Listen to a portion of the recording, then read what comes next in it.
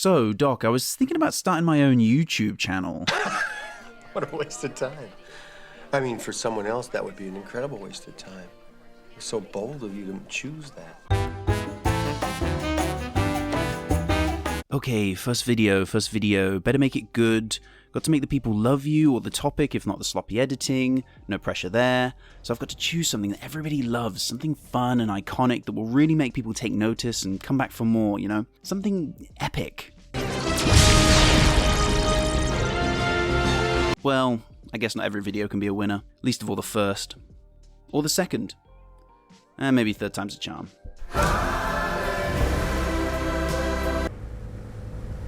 Now, when you think of Wonder Woman, I'm pretty sure your first response shouldn't be, why?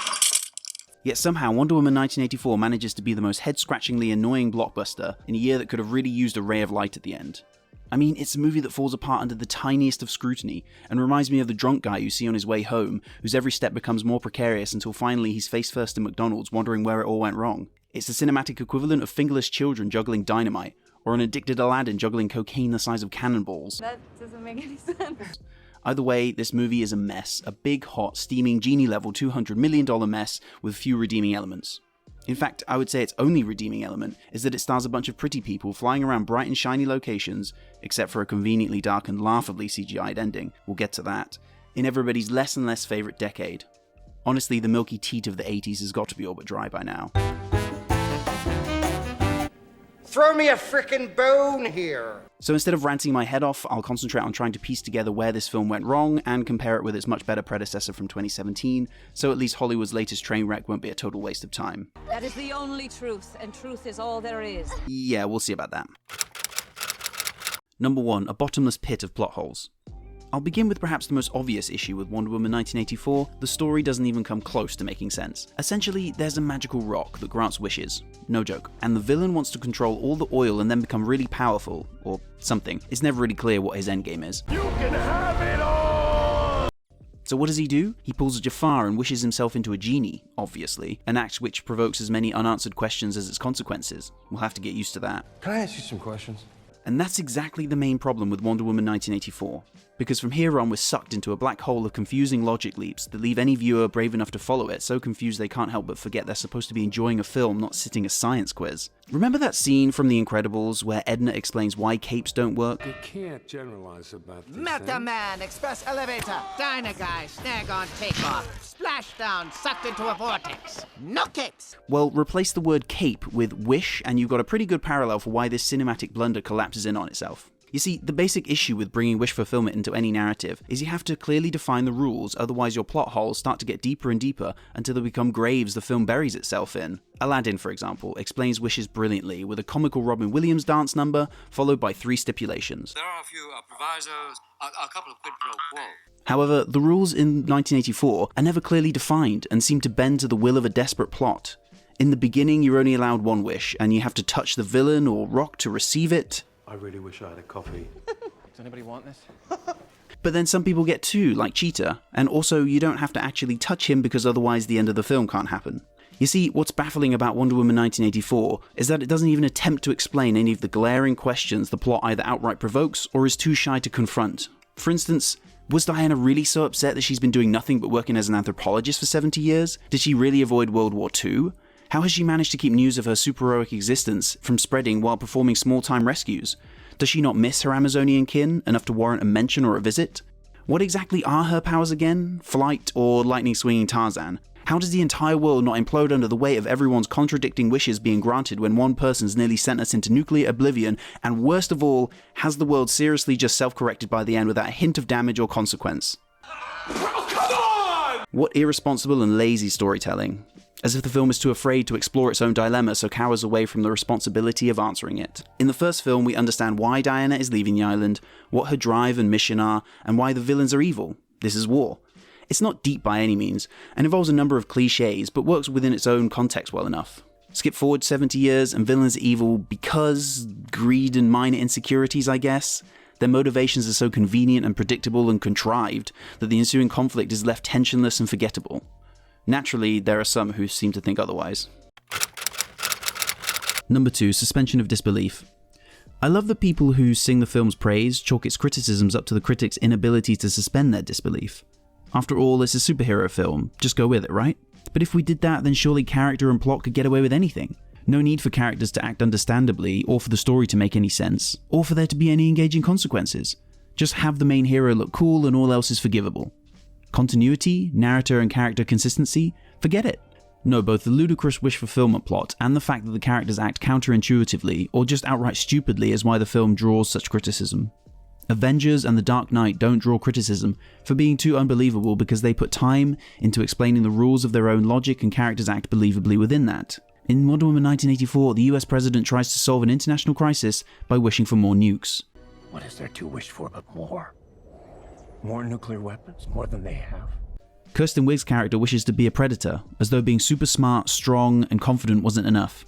And Pascal's character wishes for power on top of power, I guess, making the leap from desperate business tycoon to megalomaniac to loving father in quick succession without any repercussions or convincing revelations. Can you imagine?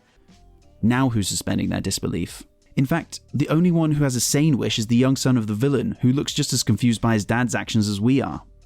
Now I'm all for suspending disbelief when a story has earned it, but not when its own continuity falls in upon itself while I'm watching.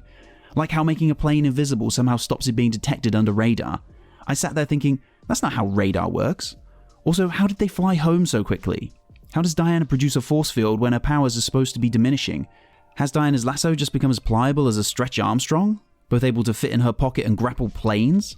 Also, if it makes you see the truth, then how come Max Lord doesn't see it earlier? How does he know about the stone when not even Diana does? How is anyone okay with him essentially becoming president without having wished for it, and is nobody wishing for unselfish things to happen? Does the world just carry on knowing that for one day everyone's ridiculous dreams came crashing through the living room wall? Is it like an accidental fart that everybody knows about but doesn't mention and pretends didn't happen? Can I ask you some questions? In that way, it's kind of like the entire film is, I suppose. Any more questions and I'll find myself entering a rabbit hole of confusion. At least maybe I'll find the writers in there as well. Number 3, the superpower problem. Let me ask you something. What's the problem with this scene? Oh, and just to give the scene some energy, I've sped it up and added a little music.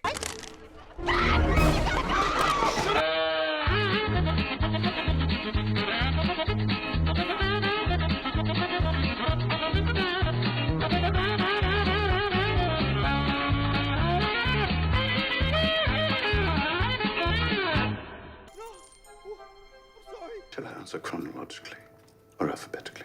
Yeah, there are about a million things wrong with it, but other than its silly slapstick nature or stupidity of what these guys, and especially this guy, wants to do, I'm not going back! there's no tension. At no point do we think these idiots are capable of hurting either Diana or anyone else. One of the greatest issues plaguing immensely powered superheroes is they're too strong for there to be any compelling tension. The first film smartly addressed this issue by introducing human characters she cares about who are constantly put at risk. It took the time to get to know a small village Diana, Steve and their team saved, then celebrated with. We therefore see and understand the pain when a few scenes later, that same village is destroyed. Equally, Steve dies at the end, and really dies, not just borrowed a body for a bit before disappearing dies. A good way or a bad way, right? In a bad way. Comparatively, 1984 has no scene where Diana comes to care or connect with individuals under threat. Sure, she rushes in and saves people, but she's never made to realize her true vulnerability is the suffering of one she can't protect. She's never put in a position of having to choose between saving the person she loves or innocent bystanders. Diana in this film simply swoops in when she can, succeeds in saving people, then leaves. Her altruism is as boring and empty as the everyday people she's rescuing, and reveals about her only what we already know. The superhero problem is a tricky tightrope to walk, but if done smartly can work in a character's favour, such as in her first film or Logan where powers are turned into curses. Here we could have explored Diana as her powers were failing, forcing her to come to terms with her new weakness and what it's like to be shy, awkward and human. I wonder if you can think of another successful superhero whose sequel dealt with the same issue. Okay. Watching this kind of struggle would not only be interesting for a seemingly invincible superhero, but bolster her character and make her realize why it's important to engage with the world, if only to support and encourage those less fortunate than herself. But we don't see any of this. No one else is ever made to pay the price for her selfish decision to bring back Steve. She can save everyone she used to, just now with minor bruises. Where's the tension? Where's the... Number 4, conflict anyone? Anyone? There's a similar scene in both Wonder Woman films that perfectly exemplifies why the first film works and the sequel doesn't. In the first film, Diana has to dress against her will in order to fit in with a male-dominated World War I London. In essence, she must disguise and reduce her warrior personality where she doesn't see the need to, producing conflict with Steve and with all the male leaders she must confront. There's also a hint of dramatic irony here, as the audience knows the truth of Diana's powers that none but Steve know, bringing intrigue to her interactions. In Wonder Woman 1984, none of this same meaning can be attributed to Steve's dress-up scene. A good way or a bad way? It's played only for quick laughs and barely succeeds in that. The scene is supposed to work as an amusing parallel to the first film, but is devoid of any of the meaning and subtext that elevate scenes and thus stories beyond the surface. And this underlies the key issue plaguing the entire film. There's no conflict. Externally, you never really feel like characters are truly in danger. Internally, characters never truly wrestle with their decisions, forcing them into increasingly difficult situations where they must choose who they want to be. I think we can do better. This is usually where a strong second act helps, however... Number 5, the second act black hole. Yeah, this is where the film really starts to lose itself. If there are problems with a script and they start to surface early, you know the rest of the film will struggle to recover. In the first film, these issues didn't surface until well into the final act, meaning the film as a whole could rest on the strength of what came before. Wonder Woman 1984, however, struggles from the off, from an overly long intro to a tensionless and childish action scene. These reintroduction sequences scrape by only because they're able to ride on the coattails of the previous film's momentum rather than their own quality. Once that's over and we start to explore the characters and their 80s lives, the film starts to crumble and fall. I mean, the entire middle portion of the film drags on for a comically long time and accomplishes surprisingly little. This is because there's no urgency or suspense propelling our characters forward. After reuniting, Diana and Steve are allowed to walk around and be in love for a laughably large amount of time, without any consequences. Now, while this may make for good fanfiction, it doesn't work in a film where we require growing suspense and mounting obstacles so the pacing doesn't slow to a halt. In the first film, once Diana and Steve arrive in London, she has a quick wardrobe change, then we're treated to a brief action scene to keep the pace high before they pursue their mission. Both protagonists know there's no time to waste and they must get to the front line and help in the war effort. 1984 completely neglects this urgency, and as a result, most of the middle portion of the film meanders for a shockingly long time. Yet that might not be such a problem if... Number 6, where are the characters? Perhaps this is the biggest problem with Wonder Woman 1984. After all, most elements in a story fall back on either the goal or the characters. In this film, Steve is brought back as Diana's magically renewed love interest. Leaving aside the body-snatching moral implications of his return that somehow never seem to trouble Diana, his character has strikingly little to do once he's come back and functions as more of a Robin to Batman than an active hero with his own agenda. A good way or a bad way? Comparing this to the first film, where he had his own mission and often disagreed with Diana's methods, creating at least some friction in the completion of their goals. Diana herself is also somehow still grieving over Steve after 70 years. Considering she's been stoically pining over him for so long, you'd think she'd melt upon seeing him and forget all else at play, but she doesn't, because that would make for a terrible movie and feminist superhero icon. So she's loving but reserved, caring without being too intimate. It makes for odd, nonsensical watching, especially when considering there's no urgency to their actions at this point. That's just a trash can. It's just a trash can. Yeah. Further, her character arc seems to be setting up that cheating is bad, as the beginning of the film outright tells us. You cheated, Diana. That is the truth. That is the only truth, and truth is all there is. Are you okay? I'm fine. I just threw up in my mouth a little bit. And although Diana never strikes us as someone who would cheat, it's played up so she realizes what the right thing to do is when it comes to letting go of Steve. As if we ever had a doubt that she wouldn't sacrifice for the greater good. Her character development stinks of something the whole plot is entangled with throughout the film. A contrived mess. Which is a shame because there were hints of an interesting story here. The character of Max Lord is equally a nightmare. He's a greedy and power-hungry businessman whose likeness to another real-life greasy presidential figure has been confirmed by the director. The shame with him is that he's greedy for the sake of greed, desperate because of misplaced pride, and considering his actions which put the whole world at threat by the end is increasingly unbelievable, requiring Pedro Pascal to go to eccentrically maniacal levels to remain remotely plausible. Funnily enough, his actions would have suited a secondary antagonist, someone pulling the strings behind the scenes, a god of mischief type, if you will. That would have been a hell of a lot more interesting for Diana to face, or set up an interesting villain that comes around in part 3. As it stands, Max Lord never suffers a price for his crimes, and we can't sympathize with him because we don't know why he wants it so badly he's willing to destroy the entire world, including the sun that he apparently cares for. If you don't think about the how, the why, or the who, and just focus on the what, then he's a villain you can blindly enjoy, a statement that epitomizes the rest of this film like no other. I think we can do better. And then we come to the worst character in Wonder Woman 1984. Poor Kirsten Wiig. She deserves better than perhaps the worst troped villain in all of comic book films. Dumb little old me. Dumb little poor little Nothing, nobody, me. She's the shy nerd, the socially awkward, down-on-her-luck loser idolizing our hero. She's Michelle Pfeiffer in Batman Returns, Jim Carrey in Batman Forever, or Jamie Foxx in The Amazing Spider-Man 2. Except somehow she manages to push the trope to its maximum stupidity and basically become evil because of minor, and I do mean minor, insecurities. I can't help but point out she's superficially overlooked only until she removes her glasses and puts on a dress and heels, things she could have done without a wish and are equally as superficial. Her final transformation, by the end, has garnered a lot of criticism online since the film's release, and I understand why, because the CGI looks worse than stupid. But my main problem with it is that by this point it makes so little sense that you wonder why you should care, and you don't. And finally, for all the epic destruction and immediate fallout from everybody's wish being granted at once, we're never able to actually connect with the people it's affecting. As anyone who watches disaster movies now knows, it's not enough to simply show the world being destroyed. You can get that anywhere. You've got to make us care about the people trying to survive it. Wonder Woman 1984 shows us a lot, but doesn't actually do any storytelling to make us connect with them.